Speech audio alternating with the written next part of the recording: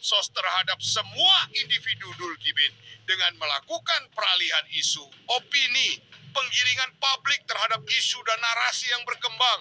Tapi juga mereka bekerja sama dengan mesin-mesin pengkondisi medsos yang mampu menggiring opini publik dalam sekali tekan. Maka jangan heran jika para kabib Petamburan itu masih bisa mengimbangi kajian Kiai Imad dan masyarakat pribumi dengan melancarkan narasi fitnah, framing, putar balik fakta terhadap setiap keadaan yang menyudutkan mereka. Inilah bukti bahwa mereka mau melakukan apa saja, menghalalkan segala macam cara untuk mempertahankan privilege cucu Nabi. Oke, kita dengarkan bagaimana mereka melakukan itu. Nah, ini adalah struktur organisasi jaringan Buzzer Ba'alwi. Level 1, akun pusat ataupun komando. Ini yang paling atas, ya, struktur yang paling atas. Petugaslah koordinator propaganda dan distribusi narasi utama, Telegram dan Twitter. Kemudian level 2, itulah buzzer koordinatif, atau kita bicarakan adalah ada ketua, ada koordinator buzzer lah, ya. Ketuanya atau PIC-nya lah, ya, PIC buzzernya, itu pun koordinator, ya. Aktor digital yang mengembangkan narasi, ya, menyasar lawan debat, dan membuat trending. Kemudian level 3 itu otomatis, ya, mesin penyebar ulang, diulang-ulang, ya, berbentuk spam komentar, auto retweet, dan echo konten. Jadi kalau teman-teman misalkan kita berbicara dengan lawan kita, pendukung seberang sana, pendukung sebelah, kita pasti akan akan dihadapkan dengan mereka selalu membuat persepsi bahwasanya ulama-ulama dahulu adalah mengisbat atau mengakui mazhab Ba'alwi. Katakanlah seperti itu. Ya, padahal secara faktanya, walaupun mereka menyebut nama Habib ataupun Syed Syarif dan segala macamnya, itu bukan sebuah bentuk ataupun sebuah ciri dalam mengisbat nasab. Ya, hanya menyebut-nyebut doang. Maka publik itu akan terbawa ke situ.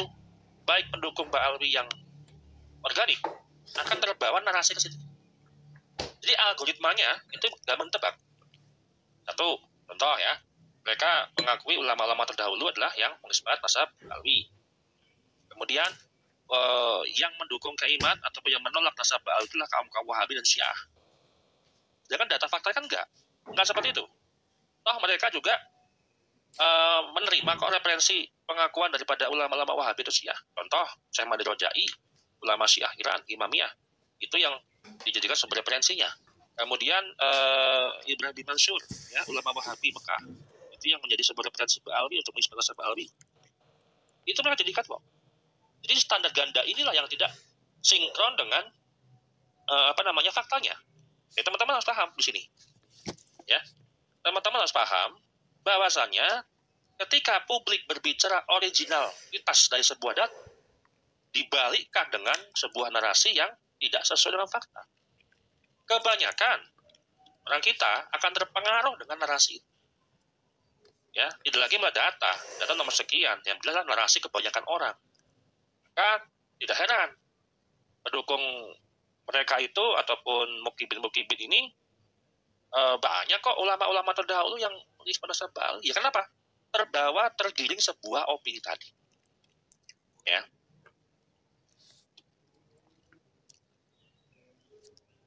Kemudian struktur organisasi dengan Buzzer Ba'alwi, ya, level 1, tipe akun pusat, jumlahnya 2 akun, ya, distribusi konten utama ke semua layer.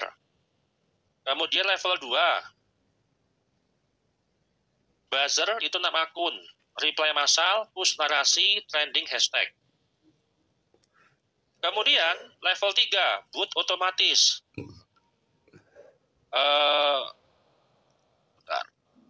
Ada 9 akun, jumlahnya 9 akun, ya. Peran kuncinya adalah auto reply, spam komentar, echo repost, ya. Kemudian sistem kerja TSM, terstruktur, sistematis, dan masif. A. Struktur. Ada hierarki yang jelas. Akun pusat mengatur distribusi konten ke buzzer. Ya, ada sebuah pabrik lah, katakanlah pabrik narasi. Ya, itu di akun pusat. Kemudian buzzer meneruskan ke boot supaya otomatis ribuan akun yang bisa diterima narasi-narasi itu. Kemudian tiap lapisan memiliki fungsi dan perintah masing-masing, tidak tumpang tindih. Maka dari itu, kalau teman-teman melihat ada sebuah komentar di dalam satu video misalkan yang trending, views-nya misalkan 20.000 ke atas, coba iseng-iseng aja yang pro Ba'alawi ini kita uji. Mereka akan saut-sautan enggak? Teman-teman bisa memahami kira-kira ini saut-sautan dengan kita interaksinya normal, alami, atau settingan. Kan kita sering ketika ada sebuah akun yang bilang begini, message keimat sampah, bla bla bla bla bla bla. Kemudian dari teman-teman yang mendukung Ba'alawi nggak terima katakanlah, ya. Terus kemudian teman-teman nanyain sebuah data terkait tentang absen nasab Ba'alawi, nggak akan bisa jawab. Nggak akan bisa jawab dan tidak akan mereply, tidak akan berkomentar ulang, ya. Berarti interaksinya terhenti, ya. Karena hanya untuk menarasikan sebuah opini saja, bukan untuk menanggapi atau saling menanggapi. Itu sering sekali teman-teman, temukan pasti ada. Sistematis ada waktu, format, dan template. Jam kerja buzzer itu jam 7 sampai jam 11 malam.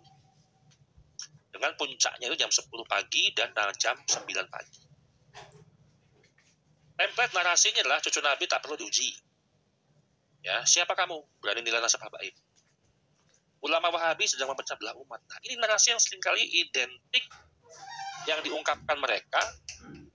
Lagi-lagi seperti contoh ulama Wahabi. Menuduh kita ulama Wahabi. Kemudian, auto generate hashtag. Hashtag kami cucu Nabi, bela Ba'alawi, jaga nasab Rasul, dan seterusnya.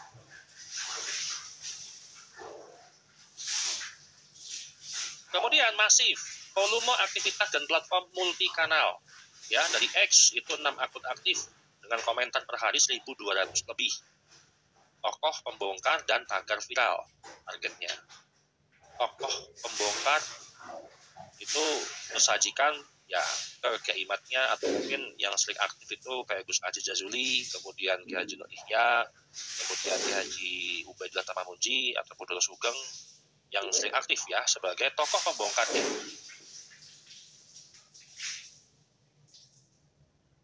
Kemudian Telegram itu 5. 1.000 plus itu via forward, channel diskusi dan internal. Kemudian YouTube itu ada 4 akun, 800 lebih komentar dalam per hari. Video ceramah keimat. Pokoknya ada yang video yang mengandung keimat.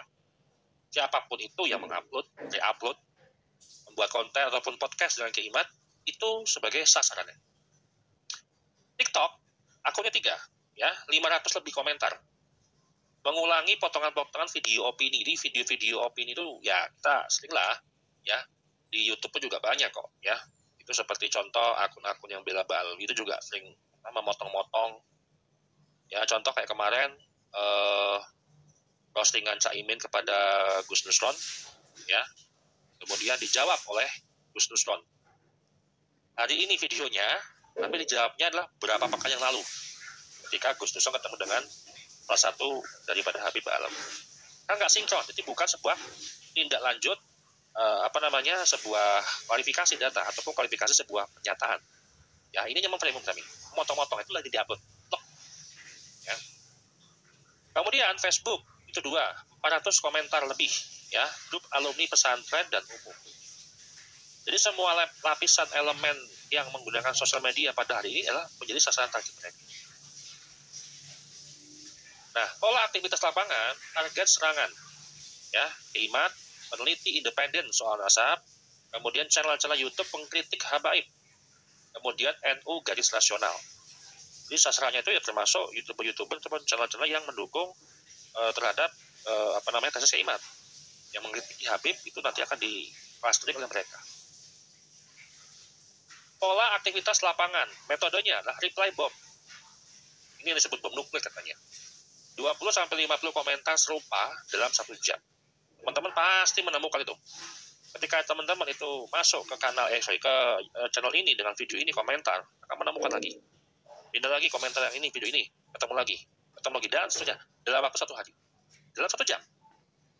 Ya. Kemudian doxing ringan, menyebar foto, ya, nama istri, alamat lawan, dan seterusnya. Lebih ke spesifik kepada personalnya. Kemudian framing religius, ya, lawan dianggap menghina Nabi atau musuh habaib. Flood kontennya adalah video ceramah versus ulama pembongkar disebar ulang dalam ratusan channel. Ini video-video diulang-ulang, disusun. Ya, entah itu yang sudah dibantah berkali-kali di episode-episode sebelumnya, ya ulang-ulang terus. Ya, sehingga itu akan membuat sebuah kebingungan publik, membuat sebuah kegundahan hati publik dalam menyikapi polemik nasab. Yang tadi sudah mantap lah, katakanlah Bali bukan cucu Nabi, gak ada potongan-potongan video tadi, lupa lagi.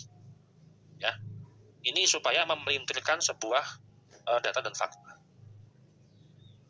Fungsi tiap lapisan akun pusat, fungsinya adalah menyusun narasi harian, distribusi konten ke buzzer. Kemudian buzzer 01 sampai 06, ini udah saya anonimkan ya, ini sebenarnya ada namanya teman-teman. Akun pusat namanya apa? Ada. Buzzer 01 sampai 6 itu namanya masing-masing itu ada, ya. Boot 1 sampai 9 itu ada namanya, cuma saya anonimkan menggunakan clustering buzzer 01 sampai 6, kemudian boot 1 sampai 9, kemudian akun pusat 1, akun pusat 2, dan seterusnya. Buzzer 01 sampai 06 itu meningkatkan engagement, ya, interaksi dengan publik, koordinasi komentar publik. Jadi buzzer ini yang berinteraksi di lapangan lah. Boot 1 sampai 9 itu menyebar konten otomatis, spam, dan memperbanyak like. Like, banyakin. Terus. Ya. Jadi, publik misalkan dikejutkan dengan, kemarin kita bahas, itu minggu lalu, itu adalah bentrokan PWLS dengan FPI. Wah, itu sebuah kesempatan bagi buzzer-buzzer untuk menggiring atau menjahit ulang narasi-narasi supaya menguntungkan mereka. Ya. Kemudian kekuatan operasi TSM, ya, skalabilitas satu pesan dari pusat, ya, ribuan exposure dalam 3 jam. Kemudian otomasi, boot mampu kirim di atas 50 komentar per jam tanpa deteksi. Nah, psikologisnya framing bahwa yang melawan Ba'alwi adalah anti Nabi. Coba bayangkan.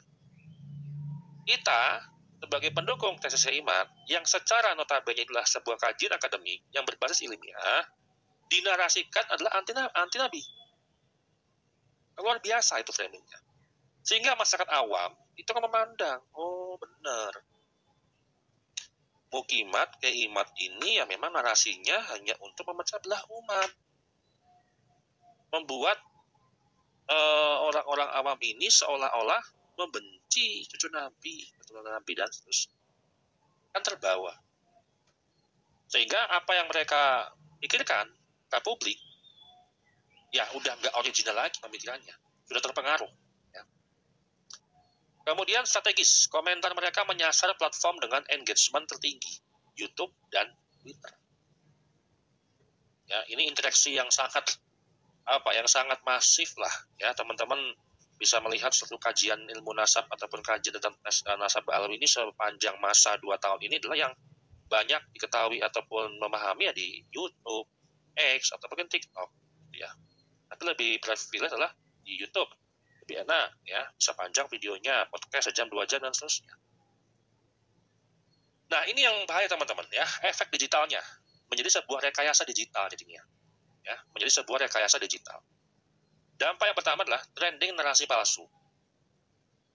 Keterangannya adalah narasi palsu naik ke trending dengan bantuan boot dan buzzer. Padahal faktanya nggak seperti itu. Ya kayak kemarin lah, posisi PWLS disudutkan ketika bentrok dengan FPI di Pemalang. Ya, PWLS disudutkan. Ya, seolah-olah PWLS inilah organisasi memecah belah umat yang membubarkan pengajian. Padahal data dan faktanya bukan seperti itu. Penceramahnya yang dikritisi. Pengaji misalkan dijalankan aja, tapi ganti pembicaranya atau penceramah diganti. Nah, sehingga dengan narasi-narasi palsu tadi, atau trending narasi palsu, masyarakat dialihkan. Oh, benar. Kok setiap ada pengajian, PWI ada, itu membubarkan. Terjadilah opini, apa bahasanya ya, kalau dalam timeline garis waktu ya, kalau kita bicara timeline atau kita bicara tentang time machine ya, itu membentuk sebuah realitas baru. Harusnya kenyataannya lurus nih. Gara-gara ada narasi yang memutarbalikkan fakta sehingga realitasnya berbelok. Udah nggak lurus lagi faktanya. Kenapa ke sini? Membentuk realitas yang baru, membentuk dunia baru, membentuk pandangan baru. Ya, kalau kita bicara dalam timeline dalam sebuah garis waktu, itu ada timbul nama efek ataupun teori realitivasi ya. Ya, itu kan membentuk sebuah timeline ataupun jalur yang bercabang. Relativitas waktu namanya, ya. Kemudian menakuti suara kritis. Akun pembongkar banyak yang di-report. Masal. Kemudian polarisasi publik, warga NU terbagi antara pro Habib dan versus